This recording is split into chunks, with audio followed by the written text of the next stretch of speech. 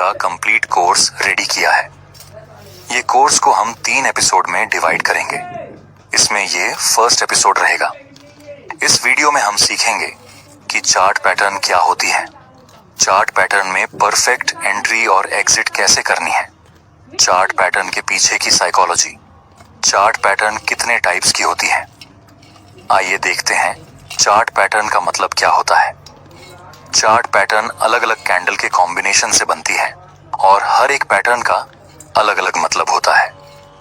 हर एक पैटर्न आपको बताना चाहती है कि आगे प्राइस किस डायरेक्शन में मूव करेगा। मेनली 3 टाइप की चार्ट पैटर्न होती हैं, रिवर्सल, कंटिन्यूअस एंड न्यूट्रल। इस वीडियो में हम रिवर्सल चार्ट पैटर्न को स्टडी करेंगे। रिवर्सल पैटर्न का मतलब होता है कि ऐसी पैटर्न बनने के बाद प्राइस अपना ट्रेंड रिवर्स करता है। अगर अपर ट्रेंड है तो रिवर्सल पैटर्न बनने के बाद प्राइस डाउन ट्रेंड में रिवर्स होगा। अगर डाउन ट्रेंड है तो रिवर्सल पैटर्न बनने के बाद प्राइस अपर ट्रेंड में रिवर्स होगा। आपकी फर्स्ट रिवर्सल पैटर्न है डबल टॉप। डबल टॉप में मेनली 3 इंपॉर्टेंट लेवल होते हैं। ये फर्स्ट टॉप, ये सेकंड टॉप और ये है नेकलाइन। जब ये पैटर्न आपको किसी अपर ट्रेंड में दिखेगी तब हाईली चांस रहेंगे कि आगे प्राइस डाउन ट्रेंड में मूवमेंट करेगा। जैसे कि यहाँ पर शुरुआत में प्राइस हायर हाई और हायर लो की फॉर्मेशन में अपर ट्रेंड में मूव कर रहा था। उसके बाद हमें यहाँ एक डबल टॉप पैटर्न की फॉर्मेशन मिली।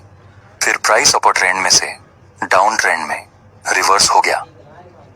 नेक्स्ट एग्जांपल, यहाँ भी प्राइस ऊपर जा रहा था। हम ये पॉइंट को टच करके एक ट्रेंड लाइन भी ड्रा कर सकते हैं। नेक्स्ट प्राइस डबल टॉप बनाता है और बाद में ये नेक लाइन नीचे की तरफ ब्रेक हो चुकी है। ऊपर से ये स्ट्रॉन्ग बुलिश ट्रेंड लाइन भी नीचे ब्रेक हो चुकी है। आगे हम देखें तो प्राइस डाउन ट्रेंड की शुरुआत कर देता है।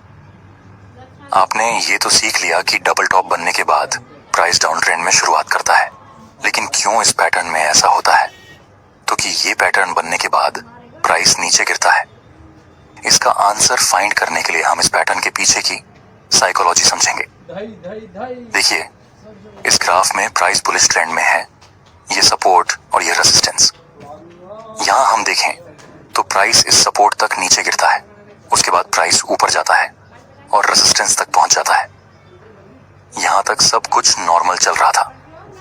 नेक्स्ट हम देखें तो प्राइस इस रेजिस्टेंस से नीचे गिरता है। यहाँ हमें अवेयर होने की जरूरत है। देखिए, अगर इस लेवल के पास बायर्स ज्यादा स्ट्रांग होते तो प्राइस इस लेवल को ऊपर तरफ ब्रेक कर देता, लेकिन ऐसा नहीं हुआ।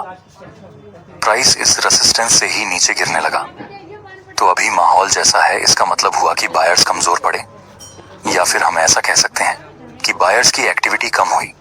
अगर प्राइस इस रिसेंट सपोर्ट को नीचे की तरफ ब्रेक कर देगा तो हम कंफर्म हो जाएंगे कि मार्केट में बायर्स का पावर कम हुआ और सेलर्स का पावर ज्यादा।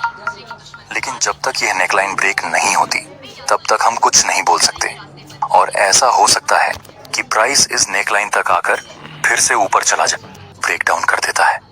अब हम बोल सकते हैं कि फिलहाल मार्केट में सेलर्स ज्यादा पावरफुल हैं, और आगे हम देखें तो प्राइस इस अप ट्रेंड में से डाउन